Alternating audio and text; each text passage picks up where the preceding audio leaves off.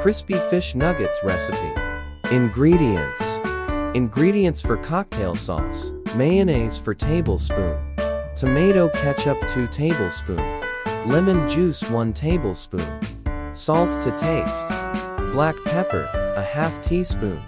Ingredients for fish nuggets: boneless fish Pangasius 500 grams, paprika powder 1 teaspoon, black pepper powder ¼ teaspoon, white pepper powder ½ teaspoon, salt ½ teaspoon to taste, garlic powder 1 teaspoon, bread crumbs 1 cup. Ingredients for assembling: beaten eggs 2, all-purpose flour as required, bread crumbs as required, oil for frying as required. 1. In a bowl, add mayo, ketchup, and mix well.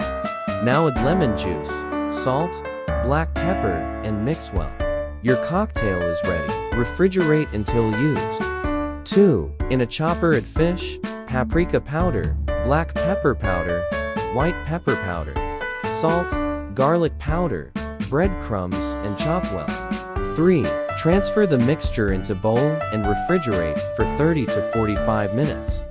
4. Now take the mixture in hands and shape it in nuggets form. 5.